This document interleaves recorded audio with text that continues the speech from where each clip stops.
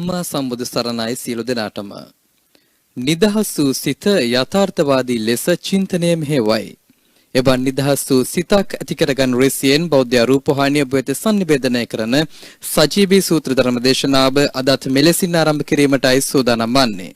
ඒ සඳහා වැඩම වදාළ පූජ්‍යපාද ගලිගමුවේ ඥානදීප ගෞරවනීය ස්වාමීන් වහන්සේ අපි සියලු දෙනාම එක්ව සාදුනාද පවත්වා පිළිගනිමු. සාදු සාදු සාදු.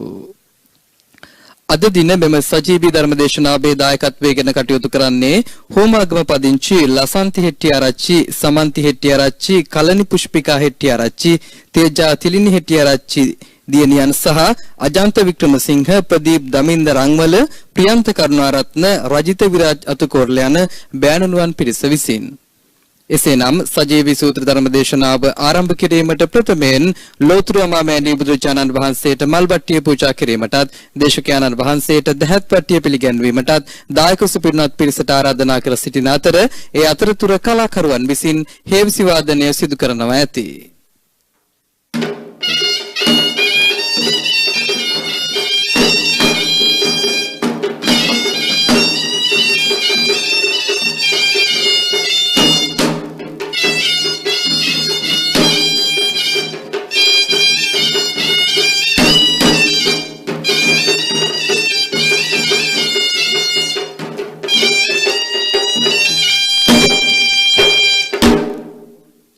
साधु साधु साधु. එසේනම් සජීවී ධර්ම දේශනාව ආරම්භ කිරීමට ප්‍රථමයෙන් පංචශීලයේ සමාදන් වීම සඳහා කවුරුත් සාදුනාද පවත්වා තෙවරක් නමස්කාරය කියමු. සාධු සාධු සාධු. නමෝ තස් භගවතු අරහතු සම්මා සම්බුද්දස්ස.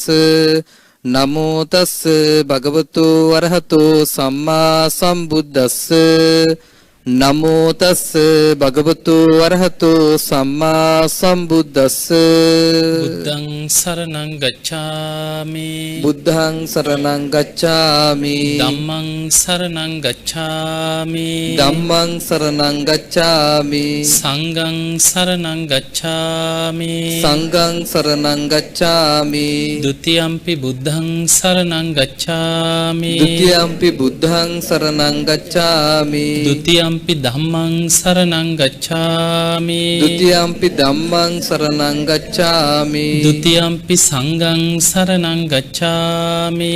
ဒ ුතියම්පි සංඝං සරණං ගච්ඡාමි. තතියම්පි බුද්ධං සරණං ගච්ඡාමි. තතියම්පි බුද්ධං සරණං ගච්ඡාමි. තතියම්පි ධම්මං සරණං ගච්ඡාමි. තතියම්පි ධම්මං සරණං ගච්ඡාමි. තතියම්පි සංඝං සරණං ගච්ඡාමි. තතියම්පි සංඝං සරණං ගච්ඡාමි. පාණාතිපාතා වේරමණී සික්ඛාපදං සමාදියාමි. පාණාතිපාතා වේරමණී සික්ඛාපදං සමාදියාමි. අදින්නාදානා වේරමණී සික්ඛාපදං සමාදියාමි.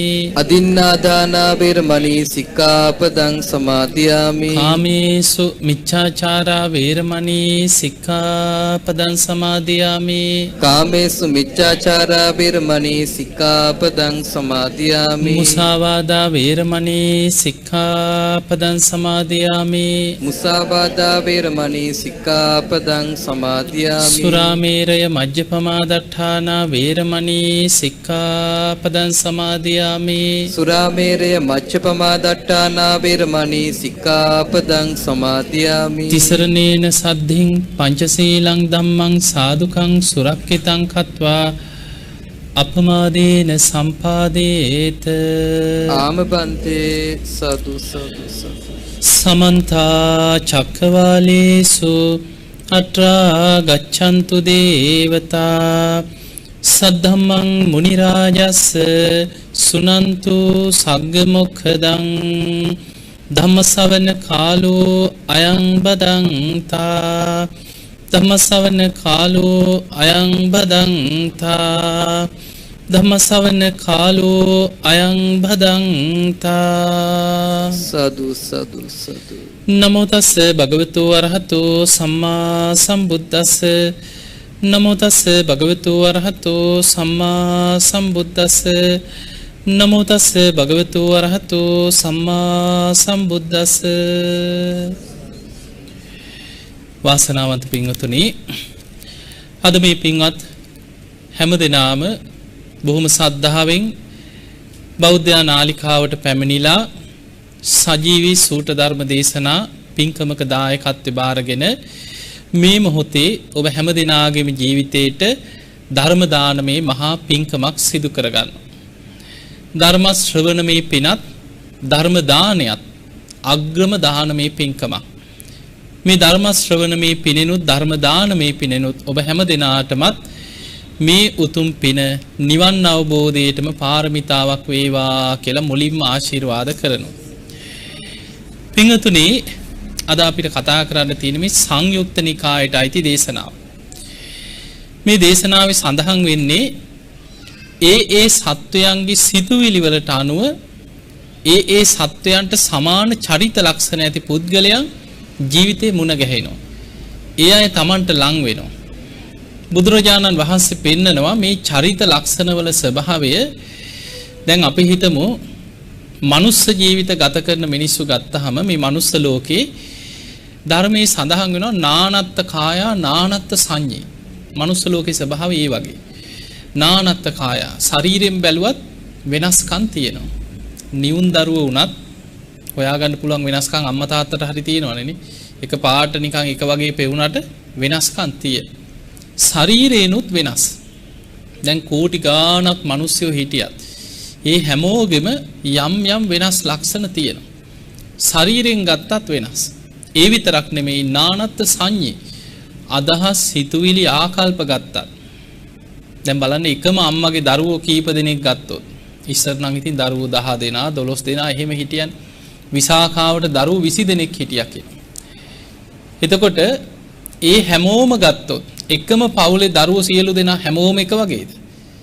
එකම ගෙදර එක බත් හැලිය කෑවත් එක අම්මා තාත්තගේ දරුවෝ උනත් සමහරලාට නියුන් දරුවෝ දෙන්නෙක් ගැන හිතන්න. ඒ දෙන්නගෙම සිතුවිලි අදහස් ආකල්ප එක වගේමද? නෑ. එතකොට අපිට පේනවා ඒ පුද්ගලයන්ගේ සිතුවිලි වලින් ගත්තත් වෙනස්කම් තියෙනවා. දැන් මේ අතර පැවිදි වෙන්න හිතෙනවා කියලා හිතමු අපි. යම් කිසි කෙනෙක් ගිහි ජීවිතය අතහැරලා පැවිදි වෙනවා. පැවිදි වෙන්නේ දැන් සිතුවිලි වලින් ගත්තොත් ධර්මාවබෝධයට තියෙන ආසාව මතනේ.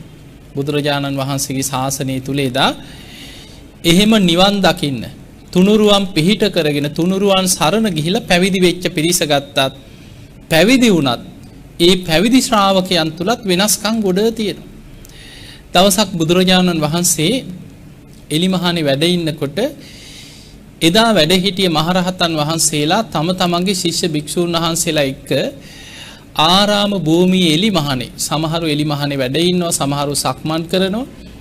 ඒ භික්ෂූන් වහන්සේලාගේ ගෝලයන් පිරිවරාගෙන හිතවත් භික්ෂූන් වහන්සේලා පිරිවරාගෙන බුදුරජාණන් වහන්සේ පෙන්නන ආනන්ද හාමුදුරන්ට ආනන්දය අර ඈතින් සාරිපුත්ත හාමුදුරුවෝ සක්මන් කරන. සාරිපුත්ත අනුව ඉන්න පිරිසක් ඉන්නවා. සාරිපුත්ත හාමුදුරුවෝ එක්කම සක්මන් කරන, උන්වහන්සේ එක්ක ධර්ම සාකච්ඡා කරන, උන්වහන්සේට කැමති අය තමයි කිය උන්වහන්සේ ළඟින් අර ඉන්නේ. ඒ සියලු දෙනාම ප්‍රඥාවන්තයි කිය. එතකොට ඒ අයගේ අදහස් ආකල්ප වලින් නුවණින් ගත්තත් සමානයි.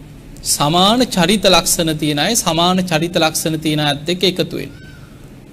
ඊළඟට බුදුරජාණන් වහන්සේ වදාළ අන්න බලන්න ආනන්ද අර ඈත මුගලන් හාමුදුරුවෝ. උන්වහන්සේ වට කරගෙන භික්ෂුන් වහන්සේලා පිරිස ඉතින් ධර්ම සාකච්ඡා කරනවා, ධර්මයේ ගැන කතා කරනවා. ඒ සියලු දෙනාම 이르දිවන්තයි කිව්වා. 이르දිමතුන් අතර අග්‍ර මුගලන් මහරහතන් වහන්සේ වටා එකතු වෙන පිරිස ඒ සියලු දෙනාම 이르දිවන්තයි කිව්වා. ඊළඟට බුදුරජාණන් වහන්සේ පෙන්නනවා අන්න බලන්න අතන උපාලි මහරහතන් වහන්සේ. උන්වහන්සේ තමයි විනයදර භික්ෂුන් වහන්සේලා අතර අග්‍රම කෙනා. උපාලි මහරහතන් වහන්සේ අන්න අතන සක්මන් කරනවා. උන්වහන්සේ අනුව සක්මන් කරන අර ගෝල පිරිස, අර ශිෂ්‍ය පිරිස සියලු දෙනාම විනයදරයි කියෝ. ඒ හැමෝම විනයදර පිරිසක් කියෝ. එතකොට බුදුරජාණන් වහන්සේ පෙන්නනවා අන්න අතන ඉන්නවා දිවස්ලාභීන්ගෙන් අගතැන්පත් අනුරුද්ධ මහරහතන් වහන්සේ. උන්වහන්සේ අනුව සක්මන් කරන, උන්වහන්සේ අනුව හැසිරෙන, උන්වහන්සේත් එක්ක ඉන්න අර පිරිස සියලු දෙනාම දිවස්ලාභීන් කියෝ. කොහොම පෙන්නලා බුදුරජාන් වහන්සේ පෙන්නවා තවත් තැනක ඉන්නවා කට්ටිය එකතු කරගෙන දේවදත්ත. බුදුරජාන් වහන්සේ වදාලා ආනන්ද අන්න බලන්න කිව්වා දේවදත්ත අනුව යන පිරිසකුත් ඉන්නවා. ඒ සියලු දෙනාම පාපී අදහස් ඇති පිරිසක් කිය. එතකොට බලන්න ඒ සිතුවිලි වලට සමාන අය ඒ සමාන සිතුවිලි ඇති අයත් එක්ක එකතු වෙනවා. පාපී අදහස් ඇති කෙනා පාපී අදහස් ඇති කෙනත් එක්ක එකතු වෙනවා. සීල් රකින්න කෙනා සීල් රකින්න අයත් එක්ක එකතු වෙනවා. භාවනා කරන අය භාවනා කරන අයත් එක්ක එකතු වෙනවා. ගුණධර්ම පුරණ අය ගුණධර්ම පුරණ අයත් එක්ක එකතු වෙනවා. බුදුරජාන් වහන්සේ වදාලා මහණෙනි මේක ධාතු ස්වභාවයක්. මේක ලෝකේ තියෙන ධාතු ස්වභාවයක් කියව. අතීතෙත් ඔය වගේම තමයි කියව. වර්තමානෙත් මෙහෙමයි අනාගතේටත් ලෝකේ ඔය ස්වභාවය ඔය විදිහම තමයි කියව. එහෙම කියලා බුදුරජාණන් වහන්සේ උපමාවක් කියනවා කිරි. හොඳටම ගැලපෙන්නේ මොනවා එක්කද? කිරිත් එක්කමයි. එතකොට මී පැණි කලවම් කරන්නේ එකතු කරනවා නම් තවත් මී පැණි භාජනයකට තමයි දාන්නේ. ඊළඟට ගිතෙල් එක්ක ගැලපිලා යනවා. අන්න ඒ වගේ ಗುಣධර්ම තියෙන අය ඒ ಗುಣධර්ම තියෙන අයත් එක්ක එකතු වෙනවා. අසූචි දාන්නේ කොහෙටද? අසූචි වලට තමයි. අසූචි එකතු වෙන්නේ අසූචි වලටමයි. ගැලපිලා යන්නේ ඒවට. මුත්‍රාත් එක්ක ගැලපෙනවා. කෙලත් එක්ක එකතු වෙනවා. ඒ වගේ කුණු අපි විසි කරන්නේ කුණු ගොඩට. ඒ නිසා කුණු වාජන ටික එකතු කරගෙන ගිහලා විසි කරන්නේම කුණු ගොඩකටම තමයි. අන්න ඒ වගේ දුස්සීල කෙනා ඒ සමාන චරිත ලක්ෂණ ඇති දුස්සීලයෝ එක්කමයි කියව එකතු වෙන්නේ. මේක ලෝකේ තියෙන ස්වභාවයක් කියව. ධාතු ස්වභාවය. එතකොට බුදුරජාණන් වහන්සේ මේ ස්වභාවය පෙන්නනවා. ඔබ අහලා ඇති එදා අපේ බුදුරජාණන් වහන්සේ ගෝසිතාරාමේ වැඩ ඉන්නකොට මේ භික්ෂුන් වහන්සේලා අතරත් ඒ කුසලතා ඇති අය ඒ සමාන චරිත ලක්ෂණ ඇති අයත් එක්ක එකතු වෙනවා. ඒකේ ලක්ෂණයක් තමයි එදා ගෝසිතාරාමේ හිටියා ධර්මදර භික්ෂුන් වහන්සේලා පිරිසක්. ඉතින් ඒ අයත් එක්ක එකතු වෙච්ච තව බොහෝ පිරිසක් හිටියා. ඒ සියලු දෙනාම ධර්මයේම තමයි දැන් කටපාඩම් කරනවා ඉගෙන ගන්නවා ධර්මදරයි හැමෝම. තව පිරිසක් ඉන්නවා විනයදර. ධර්මයක් දන්නවා හැබැයි වැඩිපුර විනය පැත්තට තමයි වැඩිපුරම අවධානය යොමු කරලා බොහෝම විනයදර පිරිසක්. දැන් කණ්ඩායම් දෙකක්. ඉතින් ওই කණ්ඩායම් දෙක අතර කොටස් දෙකක් ඉන්නකොට ඒ අය හැම වෙලෙම වාද විවාද කරගත්තත් තමන්ගේ මතේ හරි කියලා ධර්මදරය ඒ පැත්තෙන් වාද කරනවා. විනයදරය විනය තමයි හරි කියලා විනය පැත්තෙන් වාද කරනවා. එකම ධර්ම විනය. හැබැයි දෙපැත්තට බෙදිලා දැන් කට්ටිය වාද විවාද කරගන්නවා. අපි අපේ මතේ හරි කියනවා අපි කරන වැඩේ තමයි කියනවා හරියටම හරි ඔයිට වඩා මේක තමයි කියනවා හරි දැන් දෙපැත්තේ වාද විවාද යනවා. ඔහොම ඉන්න අතරේ දැන් දෙකොල්ල වාද විවාද කරගන්නකොට කාගේ හරි අඩුවක් හොයන ඉන්නේ. පොඩි අඩුවක් අහුවෙච්ච ගම ඒක පිටින් තියලා දැන් වාද විවාද පටන් ගන්න පුළුවන්. ඔහොම ඉන්නකොට විනයදර ස්වාමීන් වහන්සේ නම උන්වහන්සේ වැසිකිළියකට ගියා. දැන් වැසිකිළියකට ගියාට පස්සේ දේශනාවේ තියෙනවා වැසිකිළි වාජනේ වතුර ටික පාවිච්චි කරාට පස්සේ ඉතිරි වතුර ටිකක් ඉතුරු වෙනවා නම් ඒක හලලා වාජනේ අර බාල්දිය මුණින් නවලා එන්න කියලා. ඒක විනයේ තියෙන කාරණා. ඒක මහා ලොකු අකුසලයක් නෙමෙයි. ඒක බුදුරජාණන් වහන්සේ දේශනා කරනවා ඒක ඒ කළ යුතු දෙයක් හැටියට. හැබැයි ඒ දිනවල දැන් වතුර හිඟයක් තියෙන කාලයක්. නියගයකට මූණ දීපු කාලයක්. මේ විනයදර ස්වාමීන් වහන්සේ වැසිකිළියකට ගියාට පස්සේ ආරාමේ උන්වහන්සේ වතුර ටිකක් පාවිච්චි කළා වාජනේ වතුර ගොඩක් ඉතිරි වුණා. උන්වහන්සේ කල්පනා කරා මේක ඉතින් හලලා આવොත් වතුරත් හිඟයි. ඒ නිසා ඊළඟට ඉන්න ස්වාමීන් වහන්සේට හරි මේක පාවිච්චි කරන්න පුළුවන් මේ වතුර ටික ගොඩක් තියෙනවනේ කියලා වාජනේ වතුර ටිකක් ඉතුරු කළා. ඊළඟට වැසිකිළියට ගියා ධර්මදර ස්වාමීන් වහන්සේ නම. යනකොටම අන්න විනයදර කෙනාගේ අන්න අහු වුණා දැන් පොඩි කාරණයක් අල්ලගත්තා. ඔන්න මහ ලොකු විනය කියලා ඔන්න අහු වුණා. කතා කරුවොත් නම් විනයෙන් තමයි ඔක්කොම උත්තර දෙන්නේ. අන්න දැක්කද බුදුරජාණන් වහන්සේගේ දේශනාව උන්වහන්සේ දේශනා කරේ විනය මේ වැසිකිලි වාජනේ වතුර අයින් කරලා මුණින් නවලා හෙන්න කියලා අන්න ඉතුරු කරලා ඇවිල්ලා අන්න විනය කියලා දැන් ඔන්න රණ්ඩුවක් පටන් ගත්තා. එතකොට බලන්න මේ හිත්වල ස්වභාවය පුංචි දෙයක් ඇති හිතට ඒක අල්ලගෙන මහා ගැටුමක් හදාගන්න. ඒක තමයි කෙලෙස් වල ස්වභාවය. ඒ නිසා දැන් ওই දෙපැත්තේ වාද විවාද දෙපැත්තට ගිහිල්ලා දෙගොල්ලෝ දැන් ඔන්න ඉතින් ඉස්සෙල්ලා හින් පාස් කරගන්න නැති කොහොමනේ යන්නේ. දිගට ගියා අන්තිමට රණ්ඩුව ගියා පාත්‍ර වලින් ඉඳන් ගහගත්තා කියනවා. දෙපැත්තට බෙදිලා ධර්මදර භික්ෂුන් වහන්සේලා විනයදර භික්ෂුන් වහන්සේලා අන්තිමට ආරවුල දුර දිග ගිහිල්ලා දෙගොල්ලෝ පාත්‍ර වලින් ඉඳන් ගහගත්තා. දැන් ලොකු ගැටුමක්.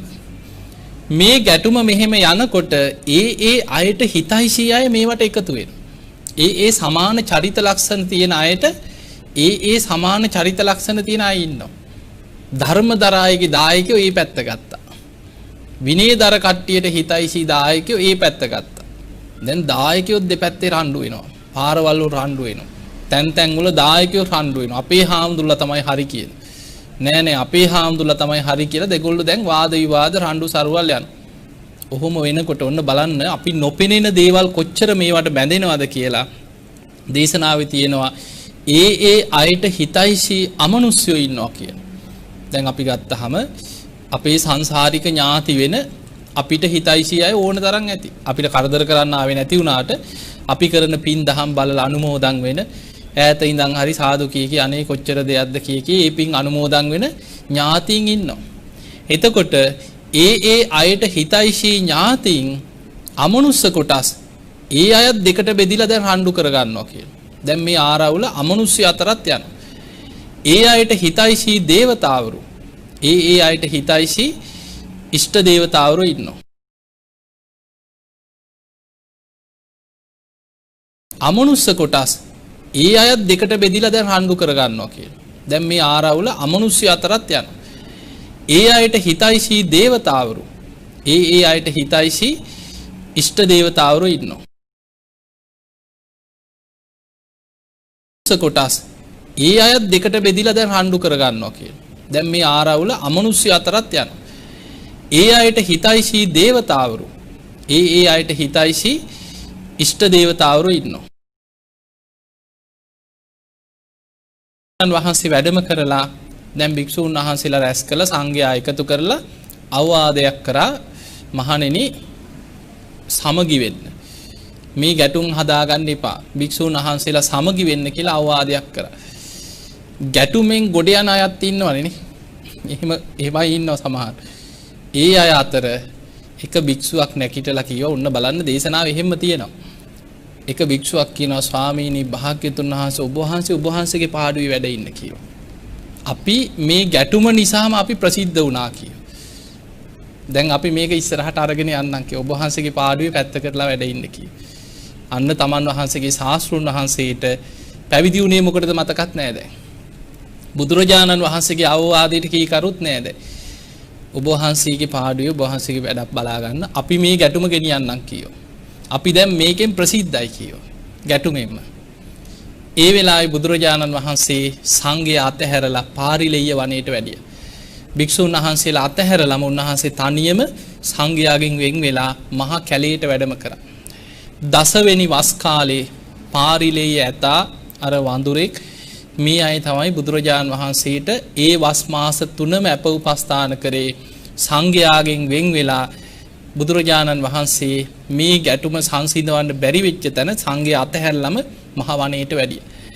මාස 3ක් බුදුරජාණන් වහන්සේ මේ මහ වනාන්තරයේ වැඩ ඉන්නකොට දැන් ගැටුම ගිහිල්ලා අවසානයේ බුදුරජාණන් වහන්සේ වනාන්තරයට වැඩියට පස්සේ දායකයන් අතර දැන් අප්‍රසාදයක් ඇති වුණා.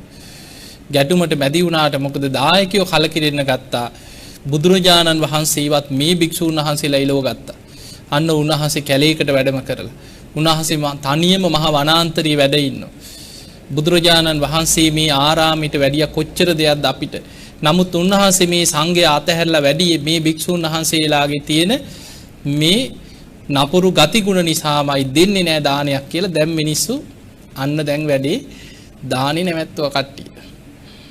දැන් දායකයෝ කල්පනා කරා දැන් මේ ගැටුම නවතින්නේ නැහැ දෙපැත්තට රණ්ඩු වෙනවා ගැටුම දුර දිගේ යනවා ලොකු ගැටුමක්.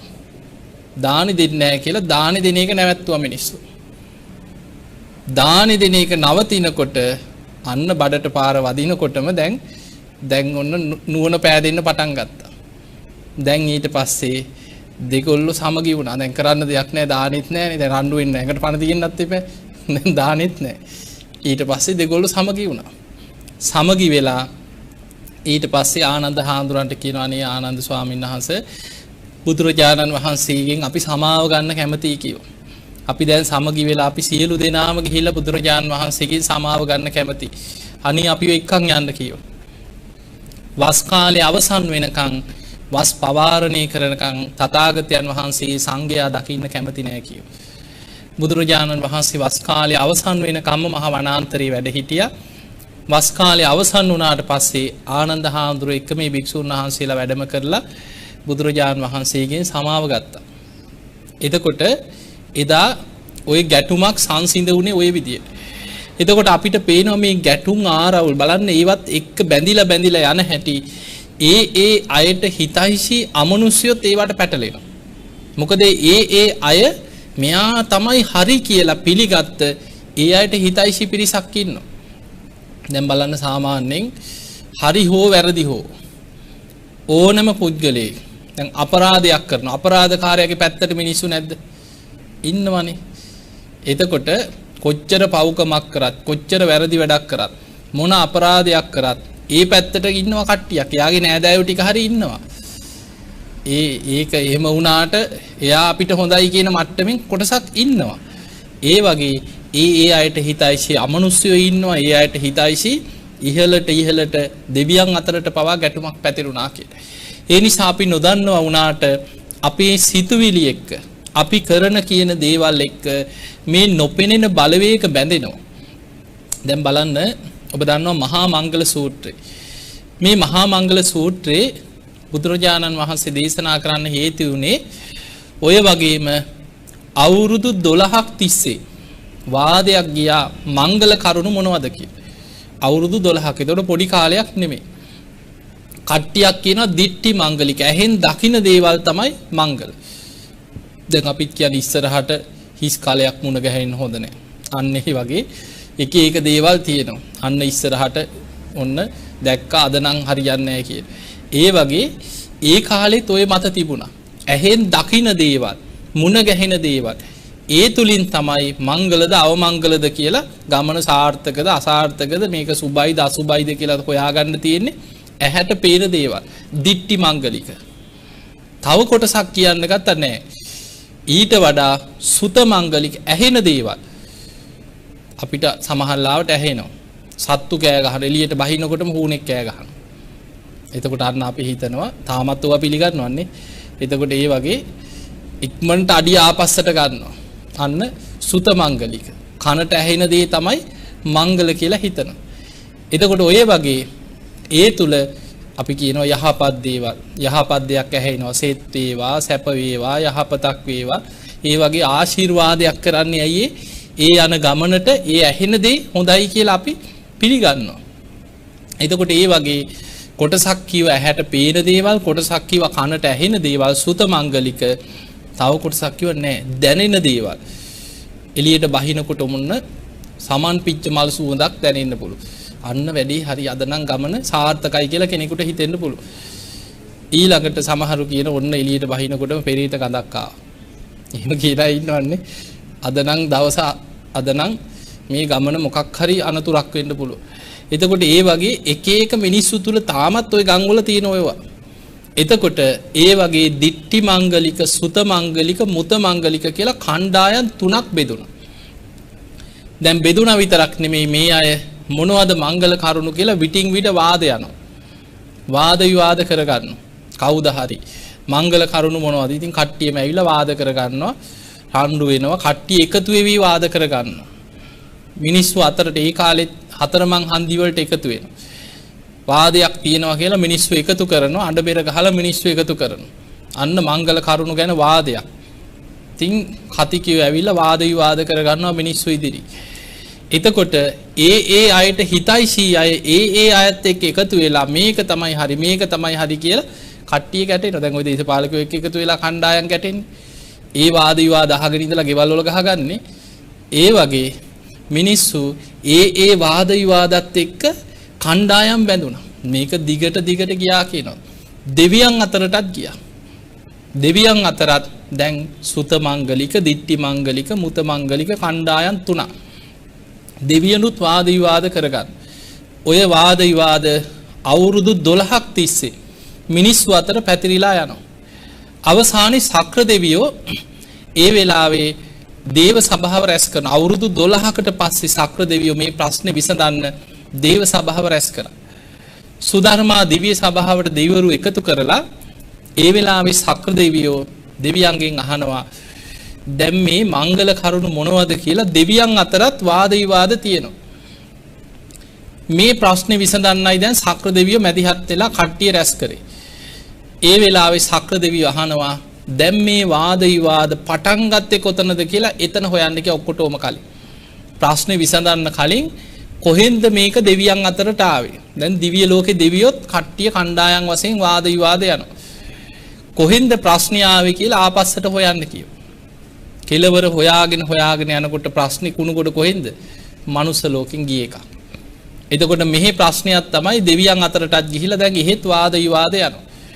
ඒ වෙලාවේ ශක්‍ර දෙවියෝ අහනවා දැන් මේ වෙනකොට ලෝතුරා බුදු කෙනෙක් පහළ වෙලා මනුස්ස ලෝකේ වැඩ ඉන්නවා. සවැත් නුවර ජේතවනාරාමේ බුදුරජාණන් වහන්සේ නමක් වැඩ ඉන්නේ. කවුරු හෝ කෙනෙක් බුදුරජාණන් වහන්සේගේ මංගල කරුණු මොනවද කියලා අහලා දැනගෙන තියෙනවද? කවුරු හෝ දෙවි කෙනෙක් මේක හරියට බුදුහාමුදුරුවෝ කියපු දෙයක් මංගල කරුණු ගැන දන්නවද? නැහැ. දැන් අවුරුදු 12ක් මිනිස්සු වාද කරගත්ත, දෙවියන් අතරටත් වාදේ ගියා. වාද තමයි, හැබැයි කිසි කෙනෙකුට නුවණක් නැහැ බුදුරජාණන් වහන්සේගෙන් ගිහිල්ලා මංගල කරුණු මොනවද කියලා අහලා දැනගන්න. ඒ වෙලාවෙම ශක්‍ර දෙවියෝ දේව සභාවේදී නැකිටලා කියනවා ලෝතුරා බුදු කෙනෙක් පහළ වෙලා වැඩ ඉන්නේ නැද්දි? දෙවිවරු එකතු වෙලා මංගල කරුණු මොනවද කියලා ප්‍රශ්න විසඳන්න හදනවා කියන්නේ හරියට සූර්යා පායලා තියෙද්දී පුංචි තාරකාවකින් අඳුර දුරු කරන්න හදනවා වගේ වැඩක් කිය. ඒ නිසා ඉක්මනට යන්න කියනවා. කෙනෙක්ව ශක්‍ර දෙවියන් සම්මත කළ දේව සභාවෙන් එවනවා. ඔබ යන්න කියව මනුස්ස ලෝකෙට. ජේතවනාරාමයට ගිහිල්ලා බුදුරජාණන් වහන්සේගෙන් අහන්න බොහෝ දෙව් මිනිසුන් අතර මංගල කරුණු මොනවද කියලා වාද යනවා. ඒ නිසා කරුණාවෙන් මංගල කාරණා දේශනා කරන්න කියලා බුදුරජාණන් වහන්සේගෙන් අහන්න. උන්වහන්සේ යම් උත්තරයක් දෙනවා නම් ඒක ඒ විදිහටම පිළිගන්න කිව්ව ආයි වාද එපා කිව්වා. ඒ වෙලාවේ ශක්‍ර දෙවියන්ගේ අවසර අරගෙන දෙව්ලොවින් ආපු මේ දේවතාව මුළු මහත් ජේතවනයෙන් බබලවාගෙන රාත්‍රී මැදියම් යාමේ බුදුරජාණන් වහන්සේගේ ගන්ධ කුටියට වැඩම කරලා වන්දනා කරලා ගාථාවකින් අහනවා බහූ දේවා මනුස්සාච මංගලානි අචින්තයෝ. බහූ දේවා මනුස්සාච, බොහෝ දෙව් මිනිසුන් මංගලානි අචින්ත, මේ මංගල කරුණු මොනවද කියලා වාද විවාද කරගන්නවා.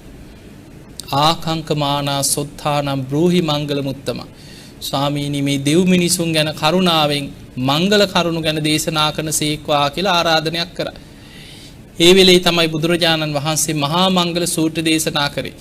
එතකොට අපිට පේනවා මේ යන වාද විවාද, ගැටුම්, අදහස්, ආකල්ප, සිතුවිලි අපි මනුස්ස ලෝකේ බෙදෙනවා වගේම ඒ නොපෙනෙන බලවේගත් ඒවට අනුව කණ්ඩායම් හැදෙනවා, බෙදෙනවා, ගැටුම් හදාගන්න, ආරවුල් හදාගන්න. ඒ අය අතරත් ගැටුම් ඇති වෙනවා. ඒ නිසා මේක බොහොම ලස්සනට තියෙනවා, ජාතක පොතේ තියෙනවා. ඒ කාලේ අපේ බෝසතාණන් වහන්සේ එක්තරා දූපතක, කියන්නේ වෙනම රාජ්‍යයක රජකම් කරපු බොහොම ධාර්මිෂ්ඨ රජ කෙනෙක්. එතකොට මේ රජුරුව බොහොම ධාර්මිෂ්ඨව තමන්ගේ රාජ්‍ය රජකම් කරනවා. එදා ඒ රජුරුව තමයි අපේ බෝසතාණන් වහන්සේ. යාබද රාජධානියක් තිබුණා ගඟෙන් එහා පැත්තේ. ඒ රජුරුව බොහොම දුෂ්ටයි. කල්පනා කරා මේ රාජ්‍ය අල්ල ගන්න ඕනේ යුද්ධ කරලා. එහෙම කල්පනා කරලා සැලසුම් හදලා එදා අපේ බෝසතාණන් වහන්සේ රජකම් කරනකොට ඒ රාජ්‍යයට පණවිඩයක් එව්වා. එක්ක මට යටත් වෙන්න, එහෙම නැත්නම් යුද්ධ කරන්න සූදානම් වෙන්න. කලින්ම පණවිඩයක් එව්වා. ඒ වෙලාවේ අපේ බෝසතාණන් වහන්සේ රාජ්‍ය සභාව රැස් කරලා එදා තීරණය කරා තමන්ගේ රටවැසියන්ගේ ආරක්ෂාව වෙනුවෙන් යුද්ධයට ඉදිරිපත් වෙන්න තීරණය කරා.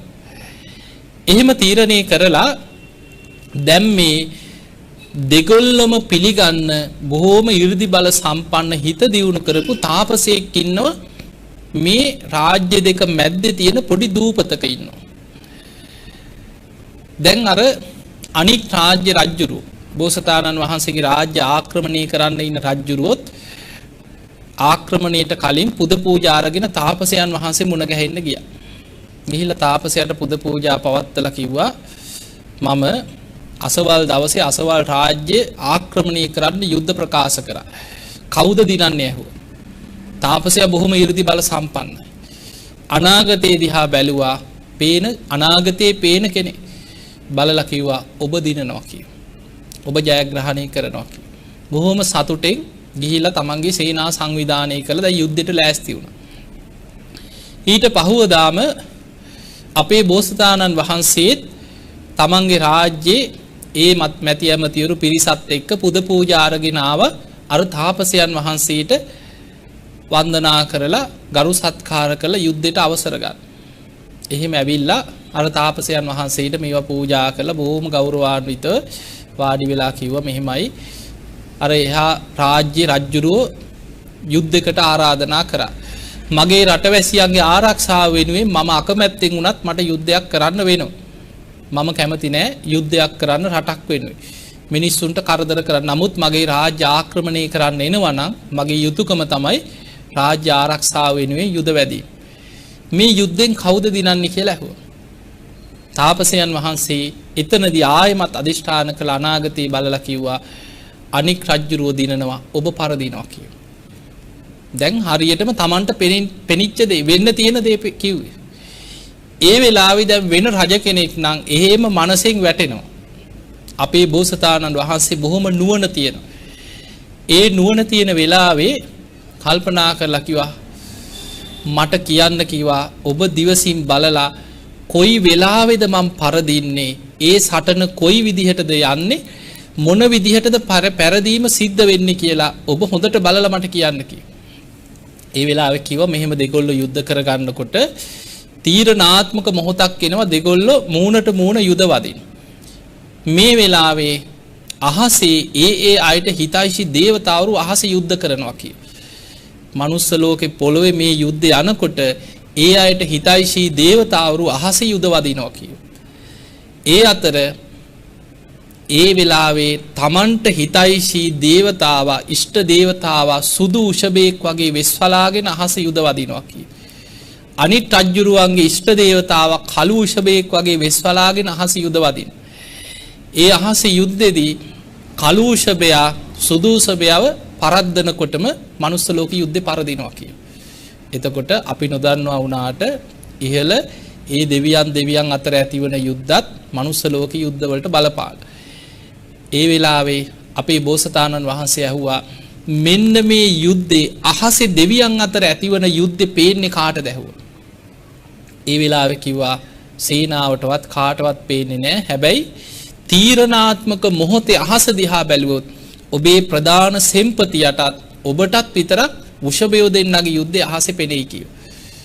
එහෙම කියනකොටම අපේ බෝසතාණන් වහන්සේ ඒ වෙලාවේ කියනවා මම දිනනවාමයි කිව්වා. මම ඒකාන්තයෙන් යුද්ධෙ දිනනවාමයි කිව්වා.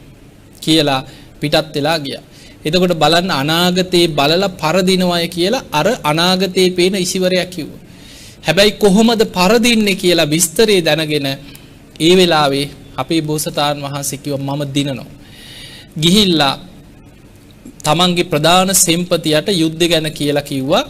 මෙහෙම යුද වැදිලා යුද්ධේ තීරණාත්මක මොහොත එනකොට අහස දිහා බලන්න කිව්වා. ඒ වෙලාවේ ඔබට පෙනේ අහසේ කළු උෂබේකුයි සුදු උෂබේකුයි අහසේ යුද වදිනවා දෙවියන් පිරිවරාගෙන අහසේ යුද්ධය. අන්නේ වෙලාවේ කළු උෂබයා සුදු උෂබයාව පරද්දන්න සූදානම් වෙනකොට මට කියන්න කිව්වා. ඔබ අහස දිහා බලාගෙනම අවධානයෙන් යුද්ධ කරන්න කිව්වා. එහෙම කියලා දියමන්ති තුඩක් යොදපු ඊතලයක් සකස් කරගත්තා. සකස් කරලා බොහොම අදිෂ්ඨාණයෙන් මේ ඊතලේ සකස් කරගෙන එදා යුද්ධයට ගියා. ඒ ඊතලේ වෙනම තියාගත්තේ අර උෂබයට විදිහට. එහෙම ගිහිල්ලා යුද්ධය යනකොට අර කියපු විදිහටම තීරණාත්මක මොහොතක අපේ බෝසතාණන් වහන්සේගේ සේනාව පෙරදීගෙන එනවා. එහෙම පිරිස තීරණාත්මකව පෙරදීගෙන එනකොට සෙම්පති අහස දිහා බලනකොට දැක්කා කළු උෂභය ජයග්‍රහණය කරනවා, සුදු උෂභය පරදීගෙන එනවා අහසේ. එතකොටම අපේ බෝසතාණන් වහන්සේට කිව්වා අන්න අහස දිහා බලන්න කියලා. දැන් සුදු උෂභය අහසේ පරදිනවා කියලා. ඒ වෙලාවෙම දියමන්ති තුඩ යොදපු ඊතලෙන් අහස දිහා මේ ඊතලේ යොමු කරලා බලනකොටම බෝසතාණන් වහන්සේ දැක්කා මේ උෂභය දෙන්න හරියටම ඉලක්ක කරලා අර කළු උෂභයට ඊතලෙන් විද්දා දියමන්ති තුඩ යොදපු ඊතල. එහෙම විදිනකොටම ඒ උෂභය ඒ ඊතල පහරින් පරාජයටපත් වුණා. සුදු උෂභය ආපහු පහර දෙන්න පටන් ගත්තා. ඒ පහර දීලා කළු උෂභයව පරද්දනකොට පෙරදීගෙන ආපු මනුස්ස ලෝකේ අර රජ්ජුරුවන්ගේ සේනාංකේ ආපහු බලවත් වෙලා අනිත් පැත්තට පහර දීලා ජයග්‍රහණය කරා. එතකොට පරදින්න තිබ්බ යුද්ධයක් ජයගත්තා. එතකොට මේක ජාතක පොතේ තියෙන සිදුවීම. එතකොට අපිට පේනවා මේ සිදුවීම් දිහා බලනකොට මේ මනුස්ස ලෝකේ මිනිස්සු රණ්ඩු වෙනවා. හැබැයි අපි නොදන්නවා වුණාට ඒ අයට හිතයිසී දේවතාවරු ඒ ගැටුම් වලට මැදිහත් වෙනවා. ඒ අයට හිතයිසී අමනුෂ්‍ය ගැටුම් හදාගන්න. අපි මෙහි යුද්ධ කරනකොට ඒ අයට හිතයිසී දෙවි දේවතාවරු අහස යුද වදින. ඒ නිසා මේ ඇතිවන ගැටුම් ඉදිරියේ ඒ නොපෙනෙන බලවේග ක්‍රියාත්මක වෙනවා වගේම අපේ සිතුවිලි මේ සියල්ලත් එක්ක බැඳිච්ච ඒ බලවේග අපිත් එක්කම ක්‍රියාත්මක වෙනවා. ඉතින් අද අපිට කතා කරන්න තියෙන්නේ ඔබ ওই ටිකත් එක්ක හොඳට තේරුම් ගන්න බොහොම කෙටි දේශනාවක්. මේ දේශනාවේ බුදුරජාණන් වහන්සේ දේශනා කරන්නේ අස්සද්ද කියන සූත්‍රය. මේ දේශනාවේ බුදුරජාණන් වහන්සේ සවැත් නුවර ජේතවනාරාමේදී දේශනා කරන මහණෙනි සත්වයන් මේ ලෝකේ ජීවත් වෙන සත්වයෝ අදහස් වශයෙන් සමාන වෙනවා, සැසඳෙනවා, ගැළපීලා යනවා කියන්නේ. ඒ තමයි සද්ධාාවක් නැති අය සද්ධාාවක් නැති අයත් එක්ක ගැළපීලා යනවා. එකතු වෙන්නේ ඒ අය කවුරු හරි බුදුහාමුදුරන්ට බණිනවා නම් ඒවට හූමිටි දීගෙන ඒකට එකතු වෙන්නේ කවුද? අර සද්ධාව නැති කෙනාම. සද්ධාවන්තයා හිමීට මග ඇරලා යනවා. අප්පෝ අපිට පව් පුරව ගන්න බෑ. අයියෝ මේ මොනවද කතා කරන්නේ මේ අකුසල් ගොඩක් නේ කියලා හිමීට මග ඇරලා යනවා අර පව්කාරයව. ඒකට එකතු වෙලා ඒවත් එක්ක එකතු වෙලා එකට තුනුරුවන්ට බණින පිරිසක් ඉන්නවා නම් ඒ සද්ධාව නැති පිරිසක්. එතකොට බුදුරජාණන් වහන්සේ පෙන්නනවා සද්ධාව නැති අය සද්ධාව නැති අයත් එක්ක එකතු වෙනවා. ගැළපීලා යනවා ඒ අය. ඊළඟට පවට ලැජ්ජා නැති අය පවට ලැජ්ජා නැති අයත් එක්ක එකතු වෙනවා. පවට ලැජ්ජාවක් නැති පව් කරන අය දැන් බලන්න බේබද්දෝ එකතු වෙන්නේ බේබද්දෝ එක්ක. හොරු එකතු වෙන්නේ හොරුත් එක්ක. සල්ලාලයෝ එකතු වෙන්නේ සල්ලාලයෝ එක්ක. එතකොට ඒ අය තමයි යාළු මිත්‍රකම් හදාගෙන එකට කණ්ඩායම් හැදිලා හොරකම යන්නේ.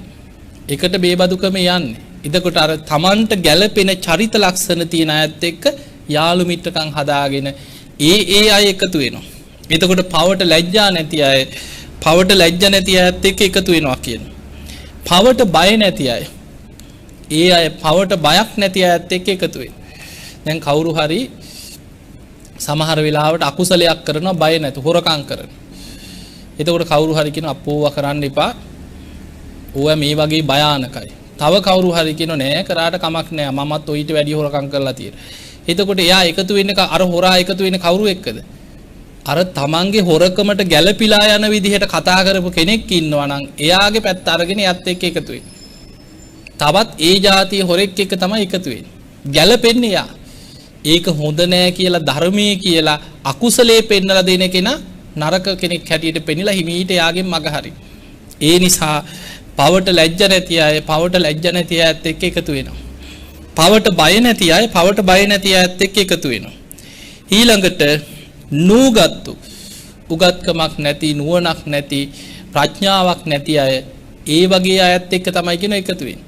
ඒ වගේම චරිත ලක්ෂණ තියෙන අයත් එක්ක එකතු වෙනවා. කුසීතයන් එක්ක එකතු වෙනවා. කම්මැලි අය ඉන්නවනේ. කිසිම වැඩක් කරන්නේ නැති කම්මැලි අය ඉන්න. ඒ අයට යාළු මිත්‍රයෝ හැටියට එකතු වෙන්නේ ඒ જાති අයම තමයි කියන්නේ. සිහිමුලා වෙච්ච අයත් එක්ක එකතු වෙනවා. ඊළඟට මේක ලෝකයේ තියෙන ධර්මතාවයක් කියලා. බුදුරජාණන් වහන්සේ මේ දේශනාවේදී පෙන්වන මහණෙනි අතීතයේ ඔය ස්වභාවය ඔය විදිහටම තිබ්බා කියලා. අතීතයේ සද්ධාව නැති අය ඒ කාලේ සද්ධාව නැති අයත් එක්ක එකතු වුණා. ඒ කාලෙත් පවට ලැජ්ජ නැති අය පවට ලැජ්ජ නැති අයත් එක්කම එකතු වුණා. පවට බය නැති අය ඒ කාලෙත් පවට බය නැති අයත් එක්ක එකතු වුණා කිය. ඊළඟට කුසීතයන් ඒ කාලෙත් කුසීතයන් එක්ක එකතු වුණා. නූගත්තු එක ඒ කාලෙත් එකතු වුණා. සිහි මුලා වෙච්ච අය ඒ જાති අයත් එක්කම ඒ කාලේ එකතු වෙලා සමාන අදහස් ඇති අය සමාන අදහස් ඇති අයත් එක්ක ගැළපීලා යනවා කියන මේක ලෝකේ ධාතු ස්වභාවයක්. ඊළඟට වර්තමානයේත් ඒ විදිහමයි අනාගතෙත් ඒ විදිහමයි කියලා බුදුරජාණන් වහන්සේ එදා භික්ෂුන් වහන්සේලාට මේ අස්සද්ද කියන සූත්‍ර දේශනාවේදී විස්තර කරනවා. එතකොට බොහොම පුංචි සූත්‍රයක් වුණාට මේකේ බුදුරජාණන් වහන්සේ පෙන්වන්නේ ඒ සමාන අදහස් තියෙන සමාන චරිත ලක්ෂණ තියෙන අය ඒ සමාන චරිත ලක්ෂණ තියෙන අයත් එක්ක එකතු වෙනවා. ඒ අයත් එක්ක හිතවත් වෙනවා. ඒ අයත් එක්ක ගැළපීලා යනවා. දැන් හොඳට බලන්න ඔය සීල් ගන්න අය ඉන්නවනේ. හොඳට සීල් රකින්න බණ භාවනා කරන ඒ අයගේ යාළුවෝ හොයන් හොඳට සීල් ගන්න කෙනෙක්ම තමයි. සීලයට කැමති අය තමයි ඒ අයගේ යාළුවෝ. හිතවත්තු. භාවනා කරන අය කොහොම හරි මේ ජීවිතේ නිවන් දකින්න ඕන කියලා බණ භාවනා කරන කෙනෙක් ඉන්නවා නම් එයාට හිතවත් වෙන්න එයත් එක්ක එකතු වෙන්න එයා එක්ක ගනුදෙනු කරන්න එයාගේ ජීවිතයට ලං වෙන්නේ ඒ જાති අය තමයි ලං වෙන්නේ. හිතවත් වෙන්න. ඒ නිසා යාළු මිත්‍රයෝ හැටියට අපේ ජීවිතේ අපිත් එක්ක අදහස් වශයෙන් ගැළපෙන පිරිසක් ඉන්නවා නම් ඒ තමන්ගේ අදහස් හිතවිලි වලට සමාන ගුණධර්ම ඇති අයත් එක්ක සමාන ගුණධර්ම ඇති අය එකතු වෙනවා කියලා. ඒක ලෝකේ ස්වභාවයක්. හැබැයි බුදුරජාණන් වහන්සේ පෙන්නනවා ධර්මීය දන්න කෙනා තමන් තුල වැරදි අඩුපාඩු තියෙනවා කියලා තේරෙනකොට ඒවා සකස් කරගෙන යහපත් ගුණධර්ම ඇති අය ඇසුරට යන්න ඕනේ. එතකොට තමයි අඩුපාඩු හදා ගන්න පුළුවන්. දැන් මහා මංගල සූත්‍රයේ මුලින්ම පෙන්නන්නේ මොකද්ද? අසේවනාච බාලාන පණ්ඩිතානංච සේවන. බාලයෙක් කියලා බාලයෝම ඇසුරට යන්න එපා. බාලයන්ගේ මග හරින්න. මොකද ඒ ඇසුරේ ඉන්න තාක් කල් අපායටම පාර කැපෙනවා මිසක් ගැලවීමක් නැහැ. ඒ නිසා ඒ බාලයන් Tamanට තේරෙනකොට Tamanවත් අපායට ඇදගෙන යන අපාය සහායකේ එක්ක Tamanව දුගතියට ඇදලා දාන තමන්ගේ ගුණධර්ම විනාශ කරන යාළු මිත්‍රයෝ නම් ඉන්නේ හිමීට ඒ අයගේ මිදිලා තමන් යහපත් අය ඇසුරට කැමති නම් ඒ ගුණධර්ම ඇති කරගන්නවා. උත්සාහයෙන් වීර්යයෙන් සිල් රකින්න ඕනේ. එතකොට තමයි සිල්වත්තු තමන්ට ලං කරගන්නේ. දැන් තමන් සිල් රකින්න නැත්නම් සිල්වතෙක් කවදාවත් කැමති නෑ දුස්සීලෙක්ව ලං කරගන්න. දන්නවා මෙයාගෙන් මට අනතුරක්. මෙයා ධර්මයක් තියෙන කෙනෙක් නෙමෙයි. මේ වගේ අය ඇසුරට යන්න හොඳ නෑ කියලා මග හරිනවා. හැබැයි තමන් හොඳට ධර්මයේ වඩනවා නම් සීල් රකින්නවා නම් බණ භාවනා කරනවා නම් පින් කරනවා නම් අකුසලෙන් වළකිනවා නම් ඒ වගේ අය ඇසුරු කරන්න සිල්වත්තු කැමති ආශ්‍රයයට කැමති. දැන් ගෙවල් වල වුණත් කියන්නේ නැද්ද? පුතේ අන්න අර දරුවා ආශ්‍රය කරන්න. අන්න ගුණයහපත් දරුවෝ. පොඩි ළමයින්ට කියනවා අම්මා තාත්තා. ඒ නිසා ඒ වගේ සමාන චරිත ලක්ෂණ ඇති අය කැමති තමන් හා සමාන එක්ක තමන්ට වඩා උසස් ගති ලක්ෂණ ඇති ගුණවත්ව ඇසුරු කරන්න කැමති. ඒ නිසා තමන්ගේ ජීවිතය තුළ අර අපාය සහායක පෞකාර අකුසල සිතුවිලි ඇති පාපී පුද්ගලයන්ගේ බාලයන් ගැන කියන අසේවනාච බාලන ඒ අයගේ ඇසුරෙන් වැළකීලා තමනුත් සිල්වත් ගුණවත් ගුණධර්ම දියුණු කරගෙන පඬිතයන් ඇසුරු කරන්න ධර්මයේ කරා යන ගුණවත්ව ඇසුරු කරන්න උත්සාහ කරන්න. මේ බුද්ධ ශාසනයම රඳා පවතින්නේ කල්යාණ මිත්‍රයෝ මත කියලා. ඒ නිසා මේ බුද්ධ ශාසනයේ ධර්මාවබෝධයේ පිණිස බාහිර අංග දෙකක් හැටියට කල්යාණ මිත්‍ර සේවනයත් සද්ධර්ම ශ්‍රවණයත් අපිට ලැබෙන්න ඕනේ. ඒ දෙක බාහිරින් ලැබෙනවා නම් තමයි යෝනිසෝ මනසිකාරයත් ධම්මානුධම ප්‍රතිපදාවත් ඇති කරගෙන අපිට ධර්මයේ කරා යන්න පුළුවන්කම ලැබෙන්නේ. ඒ එහෙමනම් ඔබ හැම දිනාටම මේ ලැබිච්ච මනුස්ස ජීවිතය අවසන් වෙන්න පෙර උතුම් වූ ධර්මයේම දියුණු කරගන්න කල්යාණ මිත්‍ර සේවනයේ සද්ධර්ම ශ්‍රවණය ඇති කරගෙන ඒ ධර්මයේ නුවණින් විමසලා ඔබේ ජීවිතයට ගලපගෙන ධම්මානුධම්ම ප්‍රතිපදාවක යෙදিলা උතුම් වූ ධර්මයේම අවබෝධ කරගන්න මේ පින්වත් හැම දිනාටම වාසනාව ලැබේවා ලැබේවා ලැබේවා කියලා අපි ආශිර්වාද කරමු. එහෙමනම් පින්වතුනි ධර්ම ශ්‍රවණයෙන් රැස් කරගත්ත සියලු පින් අපි සියලු දෙවියන්ට අනුමෝදන් කරමු. දෙවියෝ සාදුකාර දෙදී මේ පින් අනුමෝදන් වෙත්වා.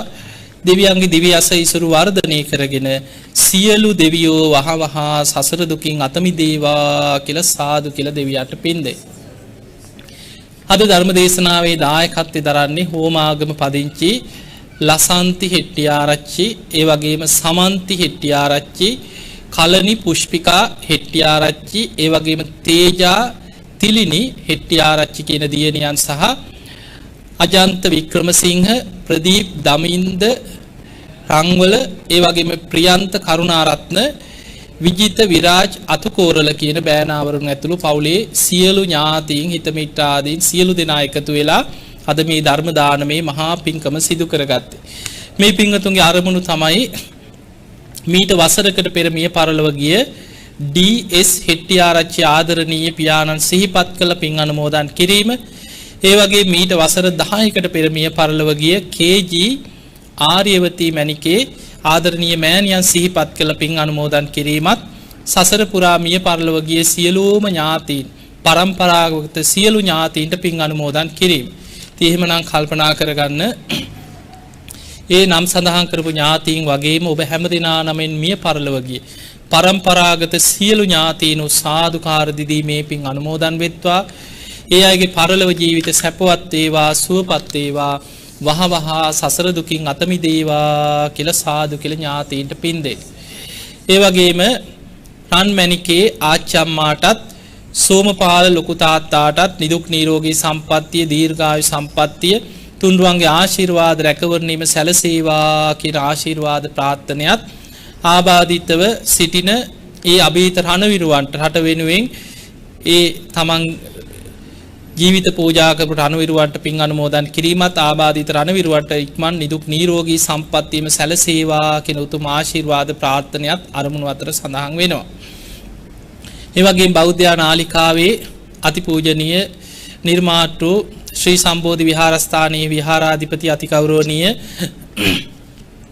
දරණාගම කුසල දමන ආහිමිපාණන් වහන්සේට ආශිර්වාද ප්‍රාර්ථනා කිරීමත් දේශකයන්න් වහන්සේට ආශිර්වාද කිරීමත් ලක්වාසී ලෝවාසී සියලු දෙනාට ආශිර්වාද කිරීමත් මහා සංඝරත්නයට ආශිර්වාද ප්‍රාර්ථනා කිරීමත් බෞද්ධ නාලිකාවේ සියලු දෙනාට ආශිර්වාද ප්‍රාර්ථනා කිරීමත් අරමුණු අතර සඳහන් වෙනවා. ඉතින් එහෙමනම් ඔබ හැම දිනාම ධර්ම දානමේ මේ මහා පින්කමෙන් දායකත්වයේ දරුව ඔබ සියලු දෙනාමත් ධර්ම ශ්‍රවණී කර ලක්වාසී ලෝවාසී හැම දිනාමත් නිදුක් වේවා නිරෝගී වේවා සුවපත් වේවා. සියලු දෙවියන්ගේ පිහිට රැකවන තුනුරුවන්ගේ ආශිර්වාදය ඔබ හැම දිනාටම සැලසේවා. උතුම් ධර්මාවබෝධයේ පිණිසම ඔබ හැම දිනාටම මේ සියලු පින උපකාර වේවා වේවා කියලා අපි ආශිර්වාද කරනවා. ඕම වන්දනා කරගන්න. අභිවාදන සීලිස්ස නිච්ඡං වද්දා ප්‍රචායිනෝ චත්තාරෝ ධම්මා වඩ්ඩಂತಿ ආයුවන්නෝ සුඛම් බලං ආයුරාෝග්‍ය සම්පatti සග්ග සම්පatti මේවච අතෝ නිබ්බාන සම්පatti මිනාතේ සමිච්ඡතු. හැම දිනම නිදුක් වේවා නිරෝගී වේවා සුවපත් වේවා සුවපත් වේවා සුවපත් වේවා හැම දිනාටම තෙරුවන් සරණයි. සාදු සාදු සාදු.